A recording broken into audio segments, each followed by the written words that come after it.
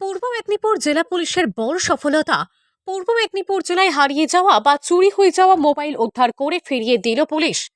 বুধবার তমলুকের নিমতৌড়িতে পুলিশ লাইনে এক অনুষ্ঠানের মধ্য দিয়ে পূর্ব মেদিনীপুর জেলার গত কয়েক মাসে মোবাইল মিসিং এর অভিযোগের ভিত্তিতে ক্রাইম ব্রাঞ্চ ও জেলা পুলিশ যৌথ অভিযান চালিয়ে 3 শতাধিক মোবাইল উদ্ধার করে মোবাইল মালিকের সঠিক নথিপত্র দেখে তাদের হাতে তুলে দেওয়া হয়। তমলুক থানার শ্রেয়া মণ্ডল জানান, গত এপ্রিল মাসে নতুন একটি মোবাইল হারিয়ে যায়। আশা ছিল ফোন ফিরে পাবো। থানায় অভিযোগ জানানোর পরে পুলিশের উদ্যোগে হারিয়ে যাওয়া ফোনটি হাতে পেলাম। কৃতজ্ঞতা জানাই পুলিশদের।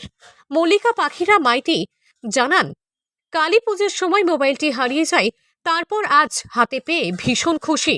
পুলিশের এই উদ্যোগকে সাধুবাদ জানাই পূর্ব মেদিনীপুর জেলা অতিরিক্ত পুলিশ হেডকোয়ার্টার নিখিল আগরওয়াল। জানান, গত কয়েক মাস জেলার বিভিন্ন থানা এলাকায় মোবাইল মিসিং এর অভিযোগ জমা পড়ে আমরা তদন্তে নেমে 3 শতাধিক মোবাইল উদ্ধার করা সম্ভব হয়েছে।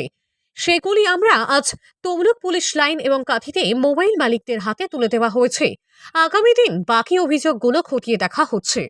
খুবই ভালো মনে হলো যে আশাটা ছিল যে পাওয়া যাবে ফোনটা, তো বিশ্বাস ছিল, বিশ্বাসটা মর্যাদা দিলাম।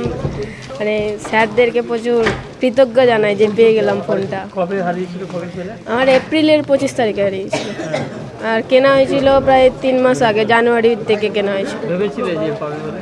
আশা ছিল, কিন্তু এই 1 বছরের গায়ে মনে হচ্ছিল আর হয়তো পাওয়া যাবে না, কিন্তু এখন কালকে ফোন আসার পরে প্রচুর খুশি হয়ে গেলাম যে সত্যিকারে পাওয়া গেল ফোনটা। পুলিশের কাছে কি বলবো?